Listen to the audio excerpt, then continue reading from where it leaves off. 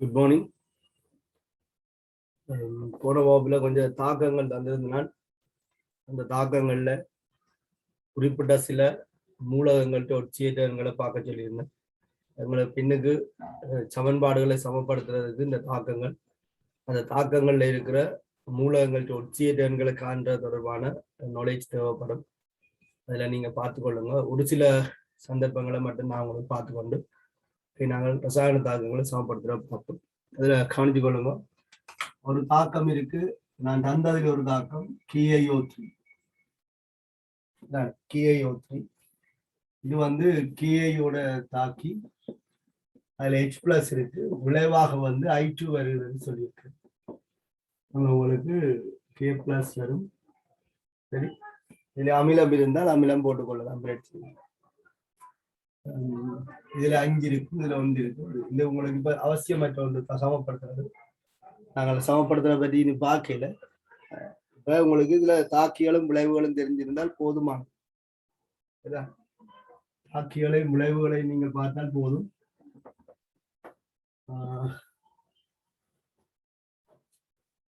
சரி, இதுல நீங்க HCl பயன்படுத்தினா 6 KCl என்று வரும். உங்களுக்கு நான் இதுல ஒவ்வொரு சேர்வைகளையும் குறித்த மூலத்தை அண்டர்லைன் பண்ணி விட்டுறேன். இதானது KiO3ல அயடின், Kiல உள்ள அயடின், இந்த அயடின். சரி, இதுல இது உங்களுக்கு தனி மூலக்கூறு தான். இதெல்லாம் நீங்க படிச்சிருக்கிறீங்களா?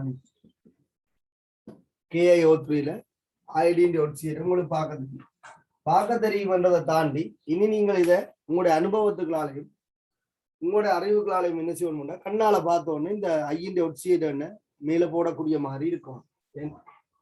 எங்களுக்கு ஒவ்வொரு சந்தர்ப்பத்திலையும் இருக்கிறாங்கள காண்றது கூடி சமன்பாட்டுல பிரதிட்டு அதை எடுக்கிறது அவ்வளவு தேவையற்ற ஒன்று. ஆகவே இந்த அயடின் ஒட்சியேட் என்னன்னு கேட்டால் ஒட்சலுக்கு சய 2, இதுல சய 6 வரும். பொட்டாசியத்துக்கு சக 1, கூட்டுத்தொகை 0. ஆகவே அயடின் ஒட்சியேட் சக 5. இது ரெண்டே நீங்க மனதில் வைத்துக்கொண்டு பொட்டாசியத்தின் அயடின் ஒட்சியேட் சக 5 என்று குறிப்பிடலாம். அதே போல இதுலயும் அயடின் தான் இருக்கு. உங்களுக்கு தெரியும், இதுல மின்னெதிர்த்தன்மை கூடின மூலகம் I. பொட்டாசியத்துக்கு எப்போதும் +1 தான் எடுக்கும். அயடின் ஒட்சியேட் கட்டாயம் -1 இருக்கு. சுயாதீன நிலையில வந்து மூலகங்களின் பூஜ்ஜிய ஒட்சியேட் நிலைக்குரியவை. ஆகவே இதுல ஒட்சியேட் 0 என்று சொல்லுது. இதே போல KMnO4க்கும் Na2C2O4க்கும் தாக்கம் எழுதி இருப்போம். அதுல Mn2+ வரும்னு சொல்லி இருக்கு. 10 CO2 வந்திருக்கு. இந்த மாதிரி தாக்கம் இருக்கு. இதுல நான் சும்மா ஒரு ஃபார்மாலிட்டி தான் இந்த சமன்பாடா தந்தேன். ஏனென்றால் இதெல்லாம் தனித்தனி மூலக்கூறாக நாங்கள் ஏற்கனவே பார்த்திருக்கோம். இதுல இருக்கிற கார்பன் டை ஆக்சைடு, இதுல இருக்கிற Mn ஆக்சைடு, இதுல இருக்கிற கார்பன் டை ஆக்சைடு, இதுல உள்ள Mn ஆக்சைடுன்னு நாங்கள் குறிப்பிடலாம். இது ஏற்கனவே உங்களுக்கு தெரியும். ஒட்சனுக்கு சய 2, இதுல 4 ஒட்சன் இருக்கான சய 8, ஒரு பிளஸ் இருக்கு. அப்ப சக 7 சககளை எடுக்கும். Mn ஆக்சைடு +7 உங்களுக்கு தெரிஞ்சிருக்கோம். இதுல பாத்தீங்கன்னு சொன்னா 4 ஒட்சனுக்கும் சய 8, 2 Na+ இருக்கு. அப்ப சக 2, அப்ப சய 8ல 2 போனா சக 6. அப்ப ஒரு கார்பன் வந்து சக 3 என்ற ஒட்சியேட் நிலை இருக்கு. திருப்பி கூட்டி பாருங்க. ஒரு கார்பனுக்கு சக 3, 2 கார்பனுக்கு சக 6, 2 Na+ சக 2, 8 சக 8, இது சய 8 நடுநிலையா இருக்கு. இதுல Mn ஒட்சியேட் வந்து அந்த ஏற்றத்தின் வகைக்கும் எண்ணிக்கைக்கும் சமனாக இருக்கும்னு சொல்லிட்டு அவை சக 2. கார்பனீர் ஆக்சைடுல கார்பனும் ஒட்சனும் இருக்கு. ஒட்சனுக்கு சய 2, அப்ப சய 2 வேற 4 சக 4ஆக இருக்கு. அப்படி பார்த்த உடனே ஒரு சேர்வையில தாக்கிகள்ல இருக்கிற குறித்த மூலகத்தின் ஒட்சியேட் எண்ணையும் விளைவுகள்ல இருக்கிற குறித்த மூலகத்தின் ஒட்சியேட் எண்ணையும் நீங்கள் காணக்கூடியதாக இருக்கணும். இதே போல நீங்கள் ஏனைய தாக்கங்கள்ட இதுகளையும் சமப்படுத்திக் கொள்ளலாம்.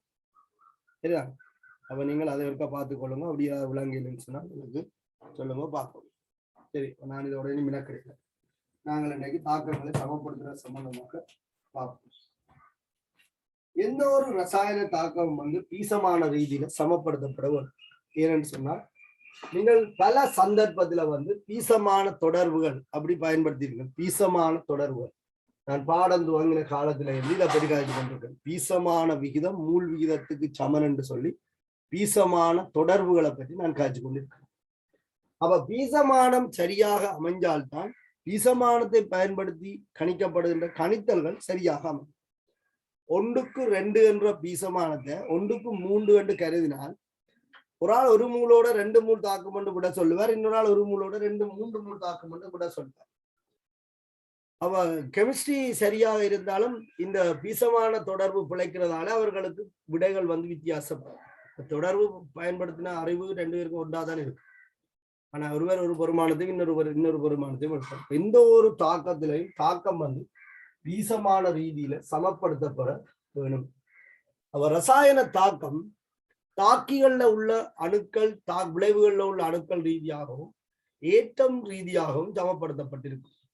இந்த ஒரு ரசாயன தாக்கமும் பூரணமாக சமப்படுத்தப்பட்டிருக்குது என்று சொன்னால் தாக்கியில இருக்கிற அணுக்கள் எண்ணிக்கையும் விளைவில இருக்கிற அணுக்கள் எண்ணிக்கையும் சமனாக இருக்கு.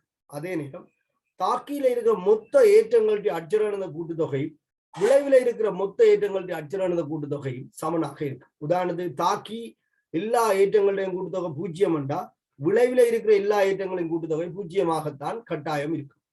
அப்ப சமப்படுத்தினது சரி என்றா இப்படி இருக்கு. தாக்கியில இருக்கிற ஒவ்வொரு கூறுகளுடைய ஏற்றங்களுடைய கூட்டுத்தொகை உங்களுக்கு சக 2 வருதுன்னு சொன்னால் விளைவில இருக்கிற ஒவ்வொரு ஏற்றங்களுடையும் கூட்டுத்தொகையும் சக 2ஆக அமையும். ஆகவே இந்த சமப்படுத்தல் என்பது தாக்கிகள்லையும் விளைவுகள்லையும் இருக்கிற அணுக்களை மட்டும் சமப்படுத்துறதல்ல, ஏற்றம் ரீதியாகவும் அது சமப்பட்டுதான் இருக்கு. சரியா? அப்ப தாக்கத்தின் தன்மையை பொறுத்து அல்லது எளிமையை பொறுத்து நாங்கள் இந்த தாக்கத்தை சமப்படுத்துவதற்காக கையாளுகின்ற முறைகளை நாங்கள் மாற்றிக்கொள்வோம். சரி, அந்த தாக்கம் எளிமையான தாக்கங்களாக இருந்தால் அதற்கு நாங்கள் ஒரு எளிமையான முறையையும், அதன் சிக்கல் தன்மைகள் அதிகரிக்கும் போது நாங்கள் வேறுபட்ட முறைகளுக்கு ஊடாகவும் தாக்கத்தை சமப்படுத்திக் கொள்ள வேண்டும். அடிப்படையில பீசமான ரீதியில் தாக்கம் சமப்படுத்தப்பட வேண்டும். இதற்கு நீங்கள் எளிமையான முறையை கையாளக்கூடியதாக இருந்தால் எளிமையான முறையில சமப்படுத்திக் கொள்ளலாம். இல்ல இது கடினமாக இருக்குது, இதுக்கு நாங்கள் கடினமான ஒரு முறைகளால்தான் சமப்படுத்தி ஆகும். சரியா? தலையங்கம் போடுங்க. ரசாயன தாக்கங்களை சமன் செய்தல். ரசாயன தாக்கங்களை சமன் செய்தல்.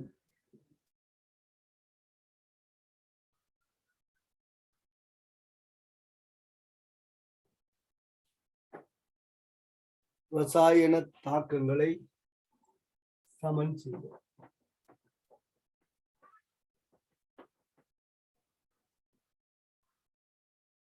சரியா? இதுல நாங்கள் பல்வேறு சமப்படுத்தல் முறைகளை கையாளுவோம். அதுல ஒரு முறை சாதாரண கண்டறிதல் முறை. கண்டறிதல் முறை சாதாரண கண்டறிதல் முறை. ரசாயன தாக்கங்களை சமப்படுத்துறதுக்கு நாங்கள் கையாளுகின்ற ஒரு எளிமையான முறை சாதாரண கண்டறிதல் முறை. இது தாக்கிகள் எண்ணிக்கை விளைவுகள் எண்ணிக்கை குறைவாக உள்ள தாக்கங்களுக்கு இந்த முறை மிகவும் பொருத்தப்பாடாக இருக்கு. இப்போ ஒரு 2 தாக்கிகள் ஒரு 2 விளைவுகள் அல்லது 2 தாக்கி ஒரு விளைவு அல்லது ஒரு தாக்கி 2-3 விளைவு, இந்த மாதிரி ஒரு குறிப்பிட்ட வரையறுக்கப்பட்ட தாக்கிகள் விளைவுகள் காணப்படவில்லை. இந்த முறையை கையாள சமப்படுத்தக்கூடியதாக இருக்கு. அதனால இதை நாங்கள் சாதாரண கண்டறிதல் முறை என்று சொல்லுவோம்.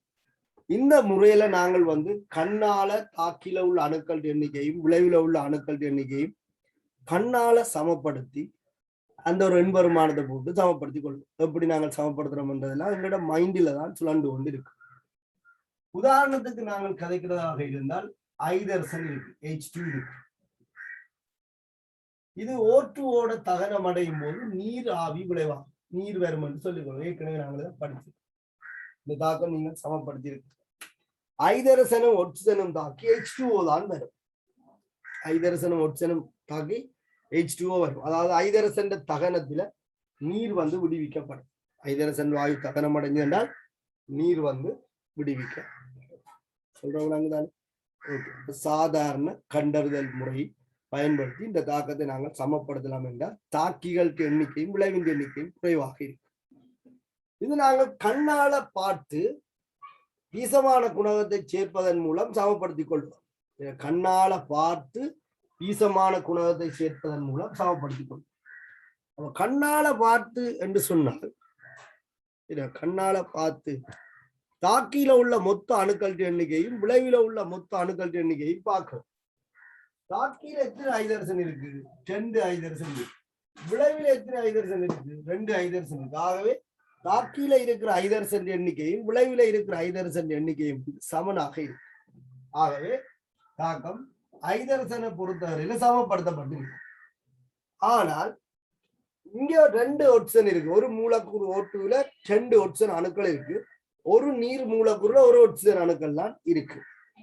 ஆகவே விளைவில ஒரு ஒட்சனும் தாக்கியில 2 ஒட்சனையும் நாங்கள் பார்க்கிறோம். சரியா? விளைவில ஒரு ஒட்சனையும் தாக்கியில 2 ஒட்சனையும் பார்க்கிறோம். இந்த இடத்துல நாங்கள் சமப்படுத்தப்படும் போது சில இதுல குரங்கு அப்பம் பங்கிட்ட கதையாக போகும்.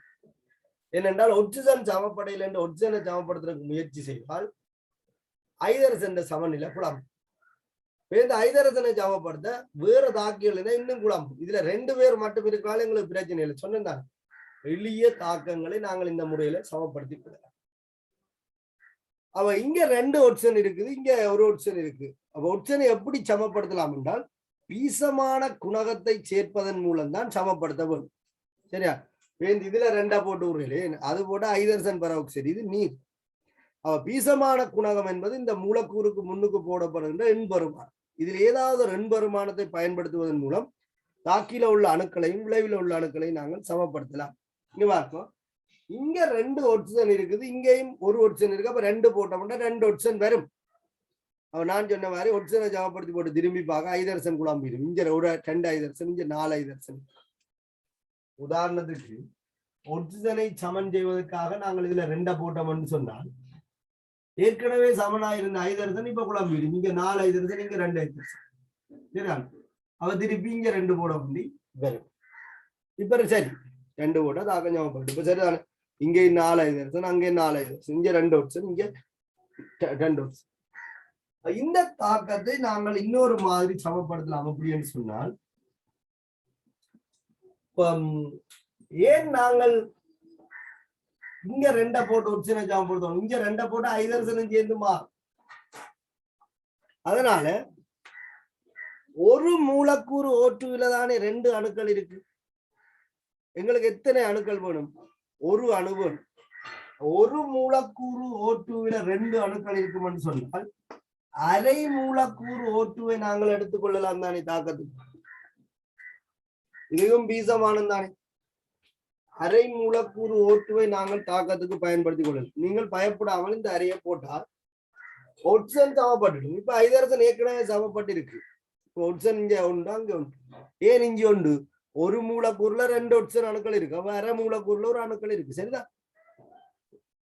இப்ப என்னண்டா பீசமானம் என்பது, சரியா? பீசமானம் என்பது அதாவது இந்த தாக்கிகள் விளைவுகளுக்கு இடையில இருக்கிற இந்த குணகம் என்பது ஒன்றோடு ஒன்று தாக்கம் அடைகிற தாக்கிகளுக்கு இடையிலான மூல்களின் எளிய விகிதம்.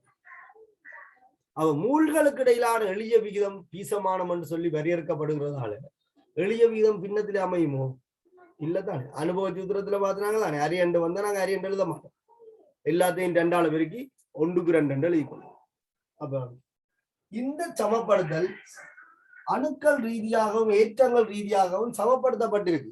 எங்களுக்கு முதல் என்ன வேணும்னா சமப்படுத்த வேணும். அதற்கு பிறகு நாங்கள் குறிப்பிட வார விஷயம் பீசமானம் என்பது தாக்கிகள் விளைவுகளுக்கு இடையிலான ஒன்றோடொன்று தாக்கம் அடைகிற மூல்களுக்கு இடையிலான எளிய விகிதம். அப்ப எளிய விகிதம் ஒரு காலம் என்ன செய்யாது? பின்னமாக அமையாது. ஆகவே பீசமான குணகம் என்பது பின்னத்தில பயன்படுத்தப்படக்கூடாது. அப்ப இதுல அரையண்டு நான் போட்டு விட கொடுத்தால் அது உண்மையில பிழையான ஒன்று. ரூல்ஸுக்கு பிழையானது. பீசமானம் பின்னத்திலே அமையாது. காரணம் இதுண்ட மூலுக்கும் இடையிலான எளிய விகிதத்தில் தான் பீசமானம் என்று சொல்றோம். எளிய விகிதம் பின்னமா அமையாதானே. அதற்காக நான் என்ன செய்யறேன்னு சொன்னால் ஒட்டுமொத்த சமன்பாட்டையும் இந்த பின்னத்தை நீக்குவதற்காக 2 அளவு இருக்கு. ஒட்டுமொத்த சமன்பாட்டையும் பின்னத்தை நீக்குவதற்காக 2 அளவு இருக்கு. அப்படி 2 அளவு பெருக்கினால் இந்த 2 இந்த ஐதரசனையும் பெருக்கும். அப்ப 2H2 இந்த ரெண்டு இந்த அரிய பெருக்கை ஒன்று ரெண்டு வரும். அப்போ O2 இதுல இருக்க 2 H2O. அப்ப இதுல எங்களுக்கு நன்மை என்னன்னு சொன்னால் இந்த குரங்கு அப்பம் அங்கிட்ட மாதிரி இருக்காது. இங்க ஒட்சனை ஜாபப்படுத்துறாங்க, இங்க 2 போட ஐதரசன் குழம்பு செக் பண்ணி தான் ஐதரசனை ஜாபப்படுத்தணும். இதுல நாங்கள் ஒட்சனை ஜாபப்படுத்தணும்னு தாக்கம் முட்டாக சமப்பட்டுடுது. ஒட்டுமொத்த சமன்பாட்டையும் 2 பெருக்க இதுல யாரெல்லாம் இருக்கிறோமோ அவையெல்லாம் 2 பெருக்கப்படும். அப்ப எங்களுக்கு குழப்பம் வராது. எந்த பக்கத்தால சமப்படுத்தினாலும் கடைசியில ஐதரசனுக்கு ஒட்சனுக்கு இடையிலான பீசமானம் 2க்கு 1, நீருக்கு இடையிலான பீசமானம் 2 அமைய போகும். இதுல அரைகால் முக்கால் பின்னத்துல பயன்படுத்தக்கூடாது. பீசமானம் என்பது மூல்களுக்கு இடையிலான எளிய விகிதம். அப்ப மூல்களுக்கு இடையிலான எளிய விகிதம் ஒருபோதும் என்ன செய்யாது, பின்னத்துல அமையாது. மூல்களுக்கு இடையிலான எளிய விகிதம் ஒருபோதும் பின்னத்துல அமையாது. சரிதானே?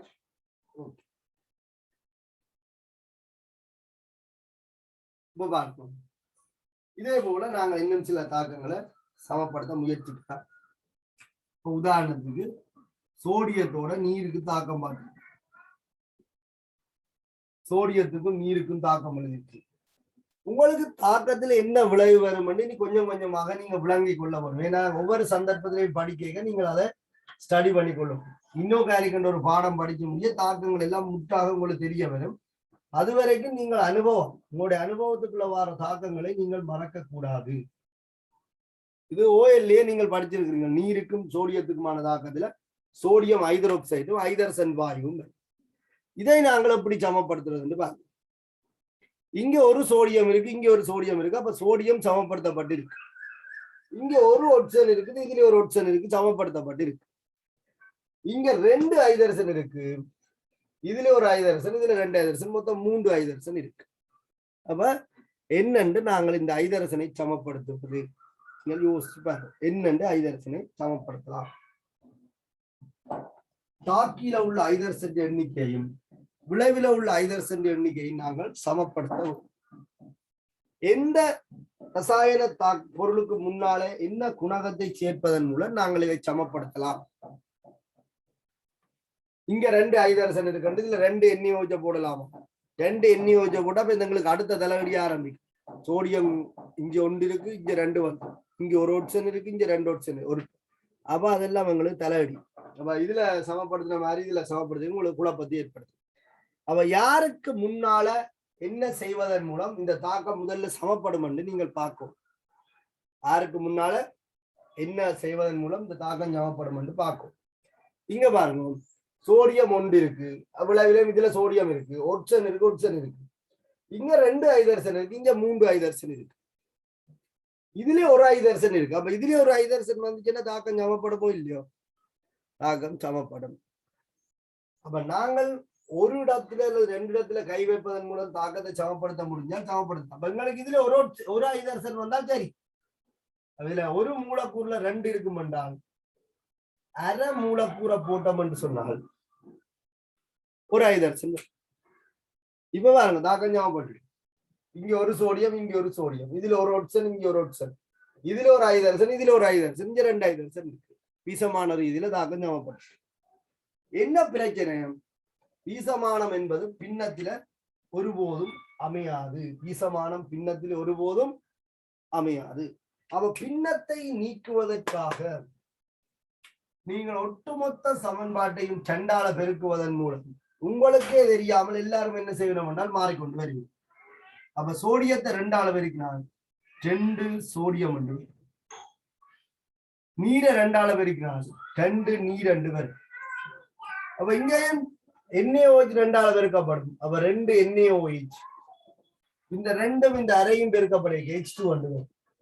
இப்ப நீங்கள் பின்னத்தை போட்டு சமப்படுத்தி போட்டு பின்னத்தை நீக்கினால் இதுல என்ன போடணும், இதுல என்ன போடணும், இதுல என்ன போடணும் யோசிக்க தேவையில்லை. அது நீங்கள் சாதாரண ஒரு சமன்பாட்டை பெருக்க என்ன முறையை கையாளுவீங்களோ அதே முறையில வரலாம்.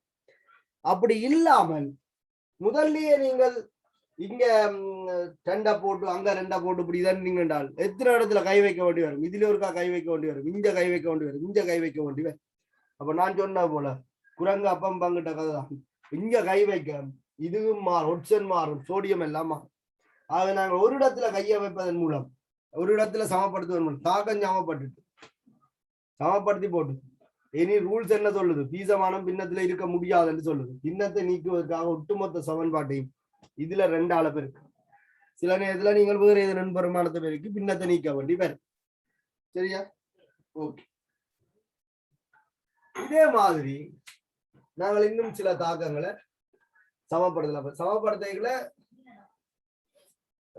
நீங்கள் பீசமானபடி பார்க்கணும் அணுக்கள் ஏற்றங்கள் எல்லாம் சமனா இருக்குதுன்னு சொல்லி உதாரணத்துக்கு பாருங்க KClO3 இருக்கு நீங்க OLO படிச்சிருக்கீங்க KClO3 இதுண்ட வெப்ப பிரிகையில KClம் O2வும் வரும் சரியா KClம் O2வும் வரும் அப்ப யோசிச்சு பாருங்க என்ன செய்யலாம்னு சொல்லி இந்த தாக்கத்தை சமப்படுத்துறதுக்கு நாங்கள் என்ன செய்யலாம் முதல்ல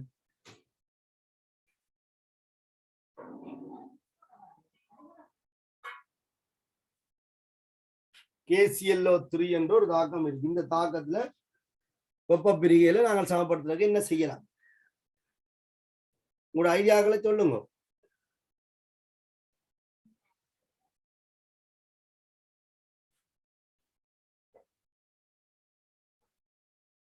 ஆருக்கு முன்னாலே என்ன செய்தால் தாக்கம் ஞாபகப்படும் பாருங்க முதல்ல அங்கே இஞ்சி எல்லாம் போடுறதுங்களுக்கு கஷ்டம் ஒரு ஆளை பயன்படுத்தி ஞாபகப்படுத்தி அதை பயன்படுத்தி ஞாபகப்படுத்தி விடுறாங்க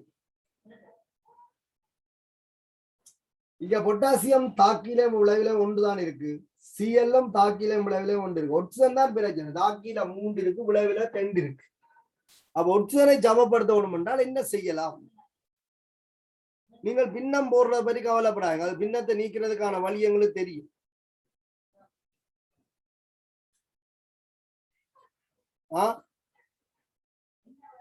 அப்ப நாங்கள் ஒட்சனுக்கு முன்னால 3/2 போட்டால் கவனிங்களா 3/2 போட்டால் ஒட்சனுக்கு முன்னால 3/2 போட்டால் ஒரு மூலக்கூறுல 2 ஒட்சன் இருக்கு 1.5 மூலக்கூறு தானே 3/2 அப்ப அதுல 3 ஒட்சன் வரும் தாக்கிலே 3 ஒட்சன் இருக்கு அப்ப நீங்கள் 3/2 போடுவதன் மூலம் விளைவில இருக்கிற ஒட்சன் எண்ணிக்கையும் தாக்கில உள்ள ஒட்சன் எண்ணிக்கையும் சமப்படுத்தும் இப்ப விளைவிலே ஒரு KCl இருக்கு தாக்கிலே ஒரு KCl இருக்கு விளைவிலே ஒரு Cl சரிதானே ஓகே சமப்பட்டு அப்ப தாக்கம் இதோட வீசமானபடி சமப்பட்டு தாக்கில உள்ள அணுக்கள் எண்ணிக்கை விளைவில உள்ள அணுக்கள் எண்ணிக்கை தாக்கத்தில் உள்ள ஏற்றம் விளைவில உள்ள ஏற்றம் சமப்பட்டு இருக்கு என்ன பிரச்சனை வீசமானம் என்பது பின்னத்திலே அமையக்கூடாது காரணம் வீசமானம் என்பது நூல்களுக்கு இடையிலான விகிதம் நூல்களுக்கு இடையிலான எளிய விகிதம் ஆகவே பின்னத்திலே அமையாது அப்போ இந்த 2ஐ நீக்க வரும் இந்த 2ஐ நாங்கள் நீக்க வரும் 2ஐ நீக்குவதற்காக நாங்கள் ஒட்டுமொத்த சமன்பாடு இந்த பெருமானம் வெட்டுப்படக்கூடிய ஒரு பெருமானத்து அளவு இருக்கும் அப்ப 2 அளவு இருக்கும் 2 அளவு இருக்கிறாங்க 2 KClO3 சரியா 2 KCl 3 O2 வந்து தாக்கம் சமப்பட்டு சரியா அப்ப இந்த மாதிரி நாங்கள் என்ன செய்யலாம்னு சொன்னால் தாக்கத்தை சமப்படுத்திக் கொள்ளலாம் இதை சொல்ல சாதாரண கண்டறிதல் கண்ணால பார்ப்பதன் மூலம் தாக்கில உள்ள அணுக்களையும் விளைவில உள்ள அணுக்களையும் நாங்கள் என்ன செய்யறோம்னா செக் பண்றோம் கண்ணால பார்ப்பதன் மூலம் தாக்கில உள்ள அணுக்களையும் விளைவில உள்ள அணுக்களையும் செக் பண்ணி அதுல இருந்து நாங்க பார்க்கலாம்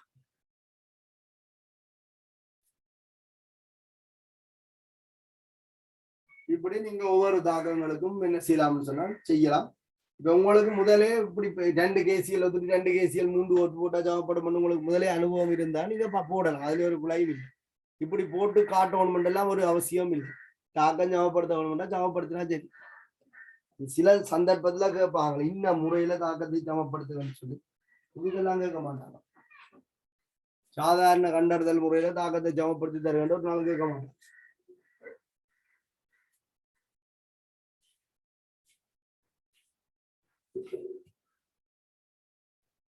சரியா ஓகே அப்ப நான் இதை அழிச்சிட்டு இன்னும் கொஞ்சம் தாக்கம் சொல்றேன் எழுதுவோம் ப்ரோ அவசரப்பட்டு நீங்கள் ரஃபா நோட் பண்ணி கொண்டிருக்கோம்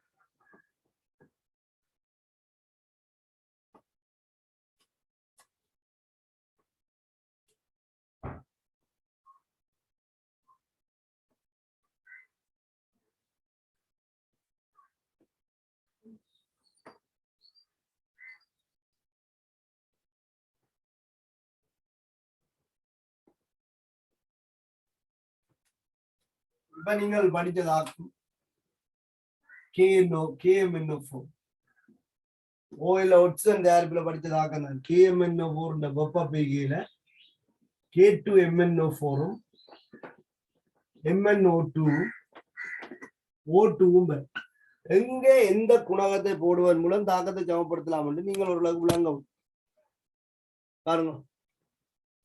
தாக்கியில உள்ள அணுக்களையும் விளைவில் உள்ள அணுக்களையும் பாருங்க, என்ன செய்தா தாக்கம் சமப்படும் என்று பாருங்க. பார்க்க ஒரு பெரிய பிரகண்டம் மாதிரி தெரியும்.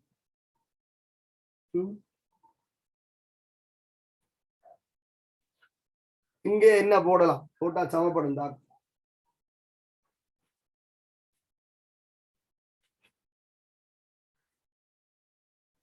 வேடா இங்க பாருங்க, இங்க ஒரு பொட்டாசியம் இருக்கு, இங்க 2 பொட்டாசியம் இருக்கு. அவன் முதல் பொட்டாசியத்தை சமப்படுத்து. எப்படியோ இங்க 2 பேரை தானே போகுது, பொட்டாசியத்தை சமப்படுத்து 2 KMN. இப்ப இங்க 2 MN இருக்கு, இதுல ஒரு MN, இதுல ஒரு MN. அப்ப MN சமப்படுத்து. இதுல 8 ஒட்சன் இருக்கு, இதுல 4 இருக்கு, இதுல 2 இருக்கு, இதுல 2 ஒட்சன் சமப்படுத்து. இருக்கிறதே மொத்தம் 3 தான்.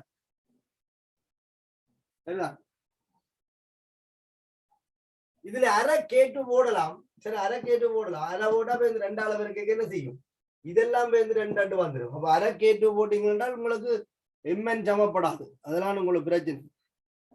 இப்ப அதுல இதுல ஒரு பொட்டாசியம் இருக்கு, இதுல ஒரு 2 பொட்டாசியம் அரை போட்டீங்கன்னா இதுல அரை MN இருக்கு, இதுல ஒரு MN இருக்கு, 1.5 MN வரும். அப்ப இங்க ஒரு MN தானே இருக்கு, அப்ப அப்படி போடலாம். சரிதா?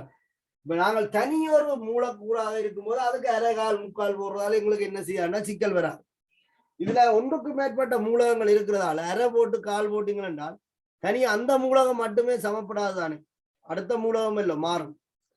அதனால அதுல நீங்கள் போடும்போது கொஞ்சம் கவனமாக இருக்க வேண்டும். இப்ப நான் உங்களுக்கு தனியா ஒரு மூலகம் இருக்கிற இடத்துலதான் இதை சொல்லி கொடுத்தாங்க. நான் மற்ற இல்லைன்னா மற்றதும் இல்லை சேர்ந்துமா. அப்ப இங்க K2 இருக்கு, அப்ப இதுல 2 K போட்டோம்னா அப்ப இங்க 2 MN, அப்ப இதுல ஒரு MN, இதுல ஒரு MN சமப்படுது. இதுல ஒரு KMN ஒரு 4 ஒட்சன், 2ல 8 ஒட்சன், இதுல 4, இதுல 2, இதுல 2. அடுத்த பாருங்க KNO3 பொட்டாசியம் நைட்ரேட். இதுண்ட வெப்ப பிரிகையில KNO2 அங்கால O2. இப்ப யோசிக்கும் இங்க என்ன செய்யலாம். பல அணுக்கள் இருக்கிற இடத்துல சமப்படுத்த முயற்சித்தால் சில இதுல உங்களுக்கு குழப்பம் வரும். இங்கேயும் ஒரு பொட்டாசியம், இங்கேயும் ஒரு பொட்டாசியம், இங்கேயும் ஒரு நைதர்சன், இதுலயும் ஒரு நைதர்சன், இங்க 3 ஒட்சன், அங்க இப்ப 4 இருக்கு. அப்ப எப்படி 3 ஆக்கலாம்? இதுல கை வைக்கிறதா, இதுல கை வைக்கிறதா, இதுல கை வைக்கிறதா கூட பிரச்சனை. யோசிச்சு பாருங்க.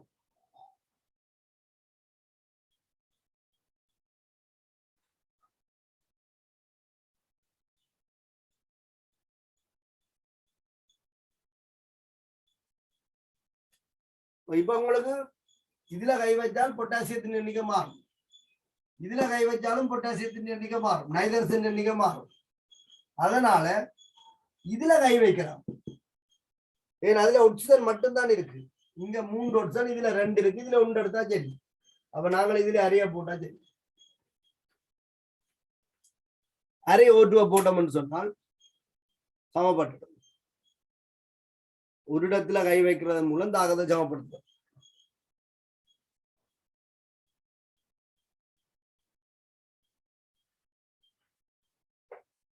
இனி நீங்க ஒட்டுமொத்த சமன்பாட்டையும்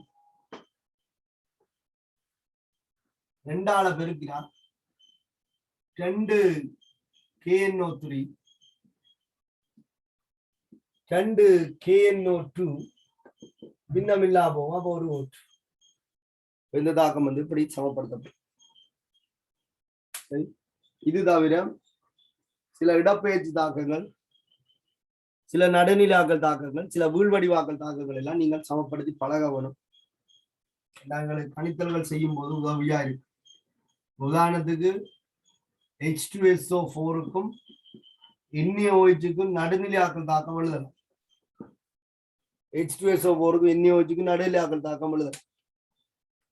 உங்களுக்கு இந்த மாதிரியான சந்தர்ப்பத்துல நீங்கள் இலகுவாக சமப்படுத்தலாம். அப்படின்னு சொன்னால் இது ஒரு அமிலம், அப்ப இதுல H+ இருக்கு, இது ஒரு காரம், இதுல OH- இருக்கு. இந்த OH- இந்த H+ சேர்ந்து நீரை உருவாக்கும்.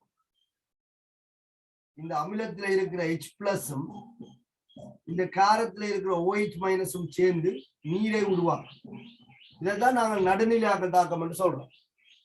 அமிலமும் காரமும் தாக்கி நீரும் உப்பும் உருவாகிறதாக்குனா நடுநிலையாக்கல் தாக்கம். இதுல 2 H பிளஸ் இருக்கு. அப்ப இந்த 2 H பிளஸோட தாக்குறதுக்கு எத்தனை OH மைனஸ் வேணும்? 2 OH மைனஸ் வேணும். அப்ப இதுல 2 NaOH வேணும். இப்படி நீங்க யோசிக்கலாம். விளைவு எழுதாமே கண்டுபிடிக்கும். ஒரு H பிளஸும் ஒரு OH மைனஸ் சேர்ந்தா ஒரு நீர் வரும். 2 H பிளஸும் 2 OH மைனஸும் சேர்ந்தால் 2 நீர் வரும். மிச்சம் என்ன இருக்குமெண்டா SO4 2 மைனஸும் Na பிளஸும் இருக்கு. அப்ப Na2 SO4. உங்களை தாக்கம் ஞாபகப்படுத்த சொன்னா நான் என்ன வந்திருப்பேன்? விளைவு தான் இருப்பேன். நீரும் சல்பேட்டும் சொல்லி. இப்ப நீங்கள் இதுல 2 சோடியம் இருக்குதுன்னு 2 NaOH போட்டிருப்பீங்க. இங்க 2 ஹைட்ரஜன், இதுல 2 ஹைட்ரஜன், அப்ப 4 ஹைட்ரஜன், அதுல 2 நீர் போட்டிருப்பீங்க. அது எப்படி வந்தது என்றால் இப்படித்தான்.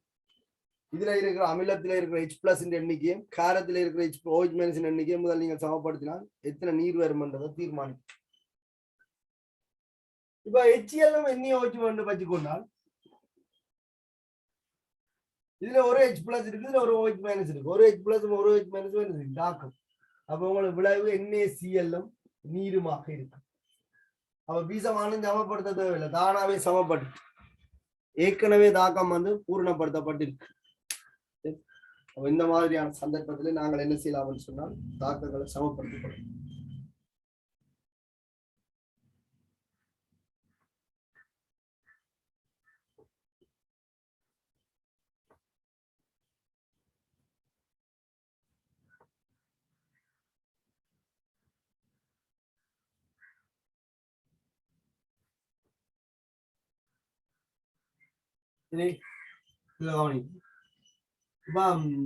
பேரியம் ஹைட்ராக்சைடு இருக்கு. Barium hydroxide BaOH twice barium hydroxide. அதே போல H3PO4 இருக்கு. இதுல பேரியம் போஸ்பேட் மீள்வடிவா நீர்ல கரியாக நீர் வரும். யோசிச்சு பாருங்க, தாக்கத்தை சமப்படுத்துறதுக்கு என்ன செய்யணும்? என்னன்னு தாக்கத்தை சமப்படுத்த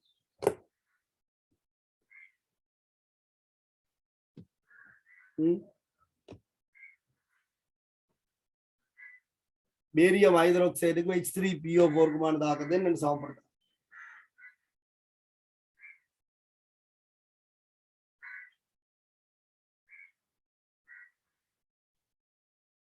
சாதாரண கண்டறிதல் முறையை பயன்படுத்தி தாக்கத்தை சமப்படுத்த.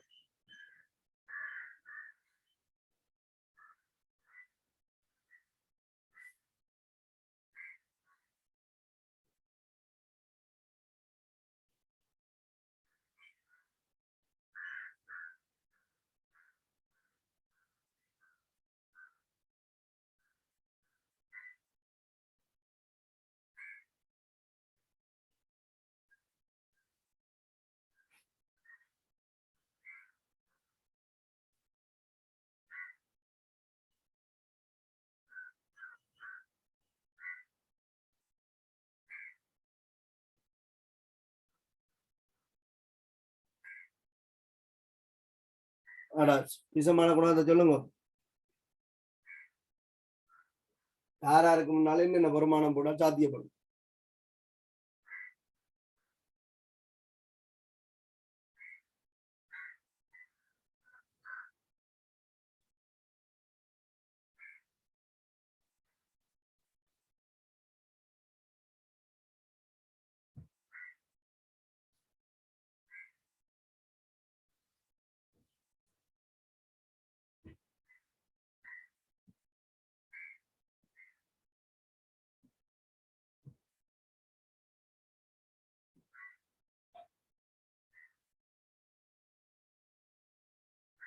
இங்க பாருங்க,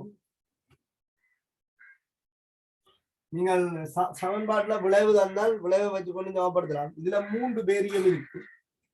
ஆகவே இதுல 3 போடுவோம். சரி, இதுல 3 பேரியம் இருக்கு, இதுல 3 போடுவோம். நீங்க பின்னம் போட்டு சமப்படுத்தணும் யோசிக்காதீங்க. நான் சொல்ல வந்த இடம் வந்து வேறு. சரிதான், எப்போதும் பின்னத்தை போட்டுதான் சமப்படுத்தணும்னு ஒரு அவசியம் இல்லை. நான் பின்னத்தை போட்டது என்னத்துக்கு என்றால், ஒரு மூலக்கூறு ஒரு அணு அப்படி என்று சொல்லி வரையக்கல நாங்கள் அதுக்காக பின்னத்தை போட்டுனாலும் சமப்படுத்துவோம்னு தான் சொன்னோம். இப்ப இதுல பாத்தீங்கன்னா விளைவுல 3 பேரியம் இருக்கு. அப்ப தாக்கில 3 பேரியம் வேணும். அப்ப ஒரு பேரியம் ஹைட்ரோக்சைட்ல ஒரு பேரியம் தானே இருக்கு. அப்ப 3 பேரியம் ஹைட்ரோக்சைடு வேணும். இதுல பாருங்க 2 PO4 3- இருக்கு. அந்நியனை மொத்தமா பார்த்தா H3PO4ல ஒன்று தானே இருக்கு. ஆகவே இதுல 2 போடும். இங்க 6 OH- இருக்குது, இதுல 6 H+ இருக்கு. ஒரு H+ ஒரு OH- சேர்ந்து ஒரு நீரை தரும். 6 H+ 6 OH- சேர்ந்து 6 நீரை தரும். நடுநிலை ஆக்கல் தாக்கங்களை ஹைட்ரஜன் OH- அடிப்படையாக கொண்டு சமப்படுத்தும்.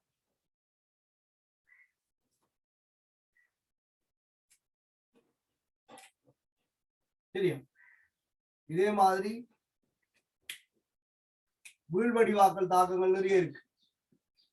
AgNO3 AgNO3யும் பேரியம் குளோரைட் சேர்க்கப்படும் போது இந்த Ag+ இந்த Cl- செய்து AgCl ஆகும். அதனால பேரியம் நைட்ரேட் வருது.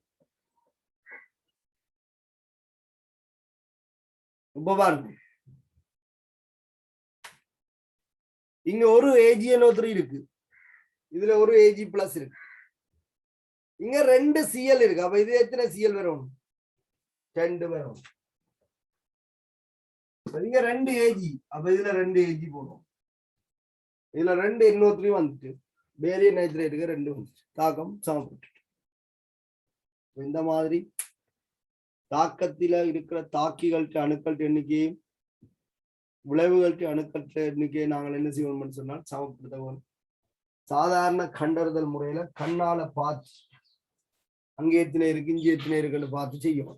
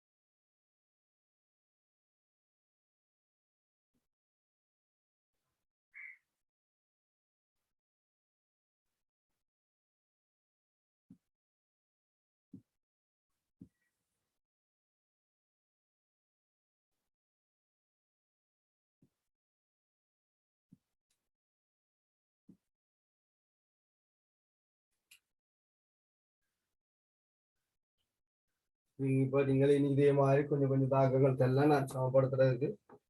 இப்ப நான் தந்த தாக்கங்களையே நீங்கள் சமப்படுத்தினீங்க என்றால் உங்களுக்கு எனக்கு பிரச்சனை விளங்கி.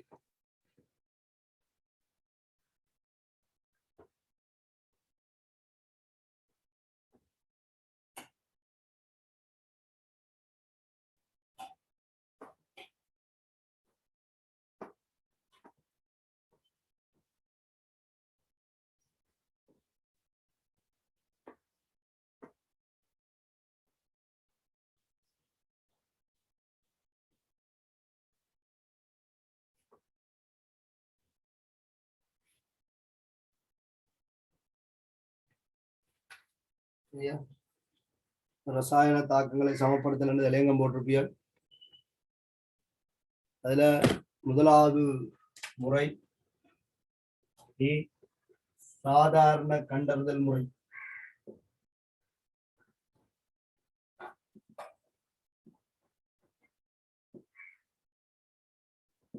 சாதாரண கண்டறிதல் முறை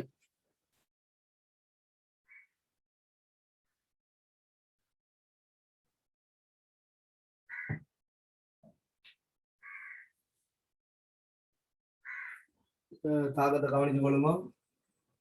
உதாரணத்துக்கு H2 கேஸும் O2 கேஸும் தாக்கினால் H2O வரும்.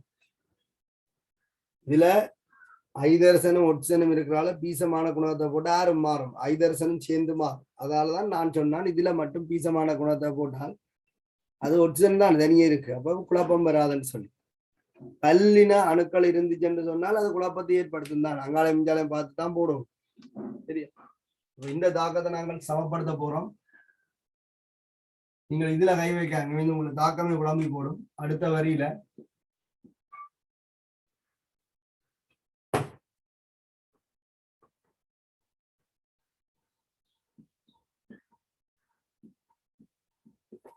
இப்ப நீங்க பௌத்திக நிலையை பற்றி கவலைப்பட தேவையில்லை, சமப்படுத்துறான் எங்களோட நோக்கம். இப்ப ஒட்சனை சமப்படுத்த இங்க ரெண்டை போட்டு ஐதரசனும் மாறும். அதனாலதான் நான் என்ன சொல்றேன்னா இதுல அரிய போடுவோம்னு சொல்றேன். அரிய போட்டால் இப்ப சமப்பட்டுடும். இதுல ஒட்சன் மட்டுமே இருக்கிறாலே அரிய போட்டா குழப்பம் பெறாது.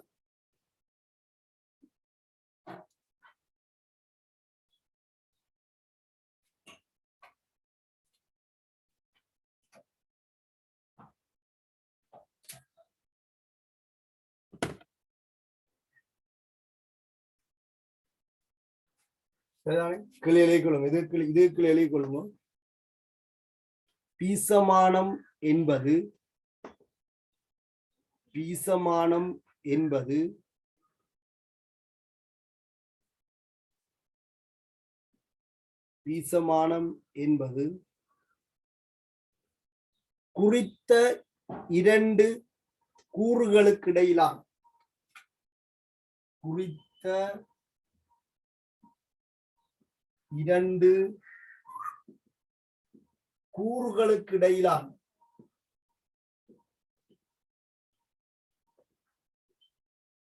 குறித்த இரண்டு கூறுகளுக்கிடையிலான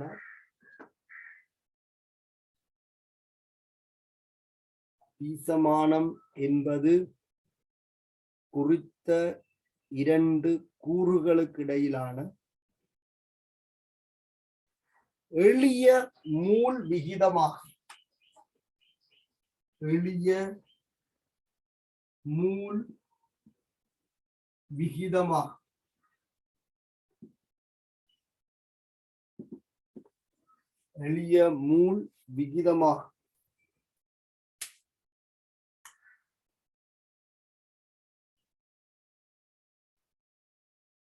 எனவே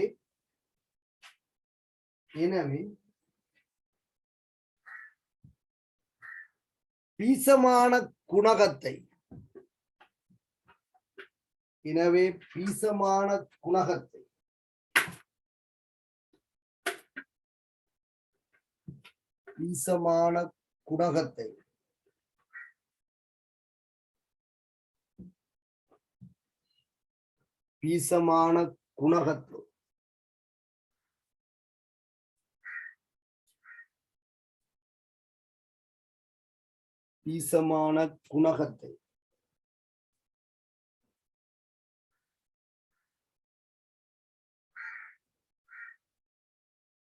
பின்னங்களில் குறிப்பிடுதல்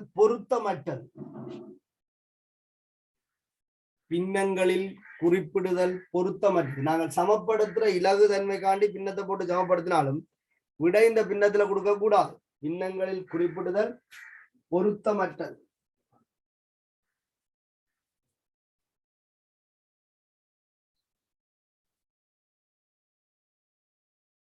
சரியா?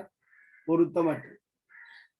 அதனால நான் என்ன செய்ய போறேன்னு சொன்னால் இந்த பின்னத்தை நீக்குவது. இதுல 3 இருந்தா நான் 3 அளவு இருக்கு, இதுல 2 இருக்கிறதால 2 அளவு இருக்கு.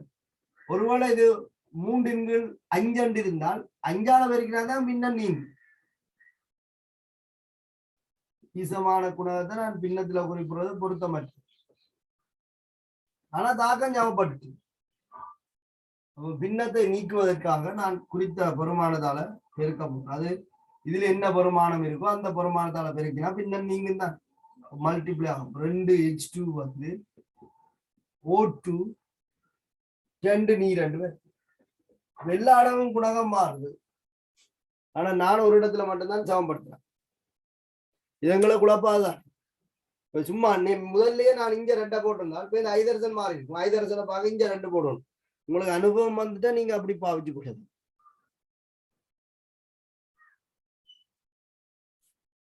சரியா? குறித்த 2 கூறுகளுக்கு இடையிலான மூல் வீதம் ஒரு நாளும் பின்னத்திலே அமையாது.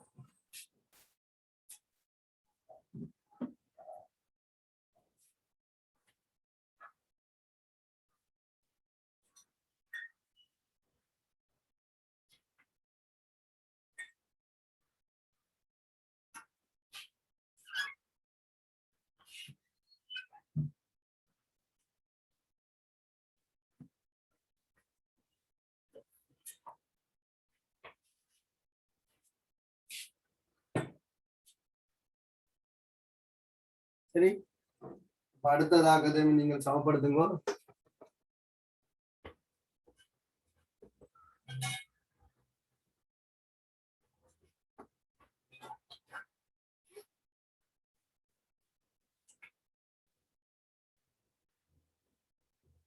KClO3 விளைவுகளை நான் தாரேன். ஆனா ஒவ்வொரு தாக்கம் எழுதிக்கும் அந்த தாக்கத்தை நீங்கள் ஞாபகப்படுத்துங்க. அதே ஒத்த தாக்கம் நீங்கள் இனிமேல் பார்த்தால் நீங்களே விளைவு எழுத தெரியும். அந்த KClO3 இந்த வெப்ப பிரிகையில KCl O2 சமப்படுத்தும்.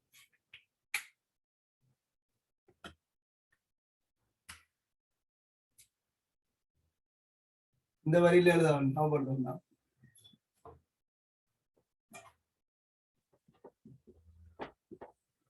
இதுல நீங்க ஒரே வரையில சமப்படுத்தினாலும் எனக்கு சந்தோஷம். அவ்வளவு.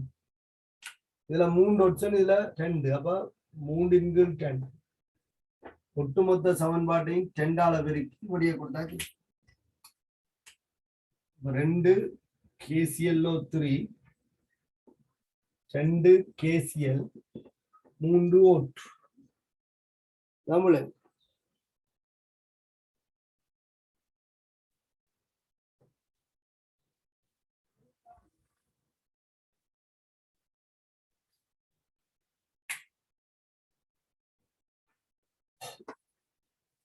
எனக்கு தேவை இதுதான். நீங்கள் இப்படி போடுறீங்களோ இப்படி போடுறீங்களோ இப்படி போடுறீங்களோன்ற அவசியம் இல்லை. ஈசமான ரீதியில தாக்கம் ஞாபகப்பட்டு இருந்தா இப்ப எனக்கு ஓகே.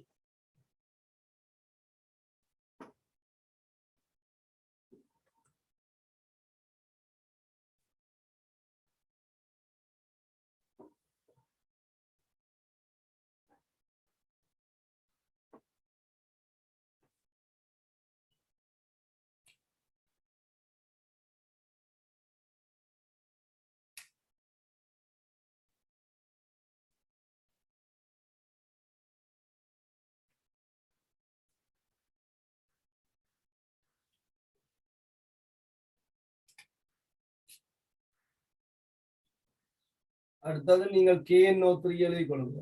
கூட்டம் 1 நைட்ரேட்.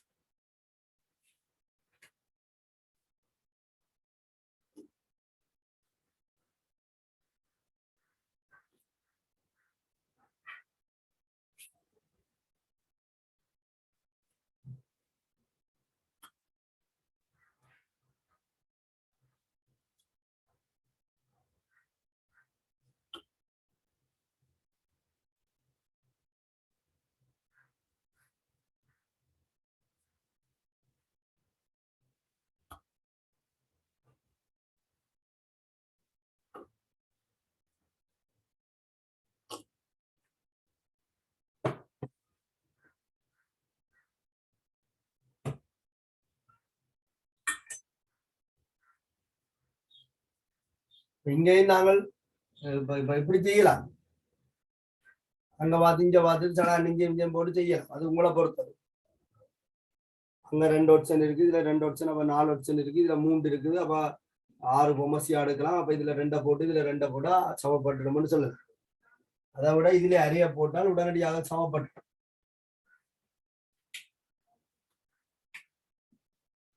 ஒட்டுமொத்த தாக்கத்தையும் நீங்க ரெண்டால பெருக்கினீங்கன்னா உங்களுக்கு 2 KNO3 2 KNO2 O2 ഉണ്ട്.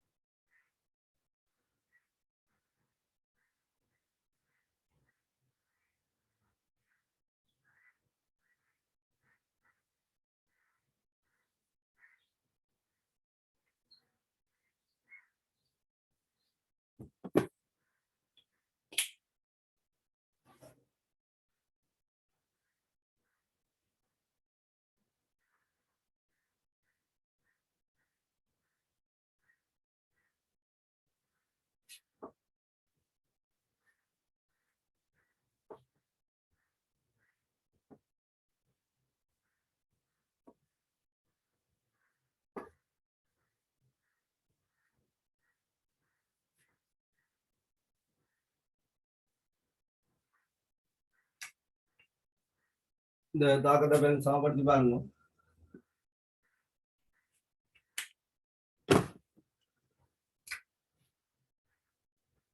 KMNO4 K2MNO4 MNO2 O2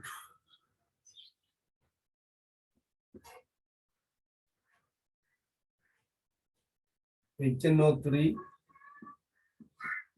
barium hydroxide இல்ல barium nitrate வரும்.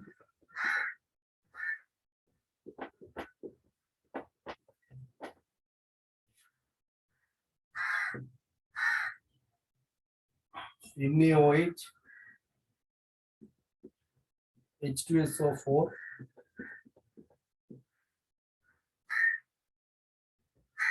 Na2SO4 நீர்.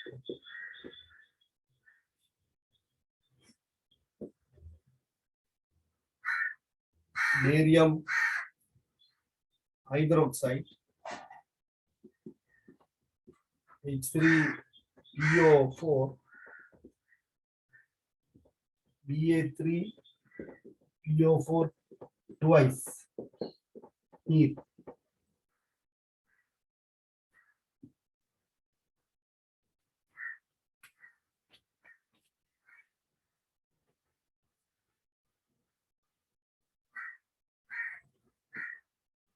Aluminium chloride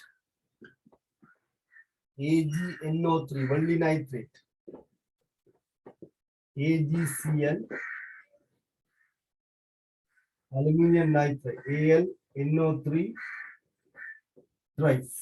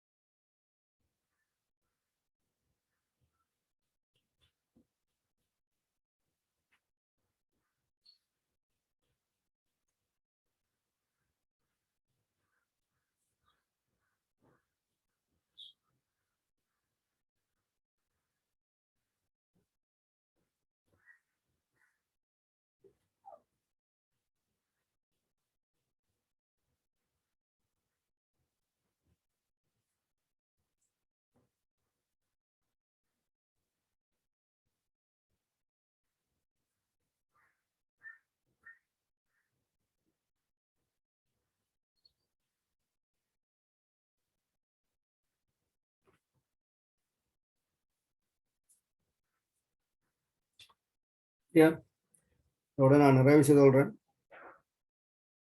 இந்த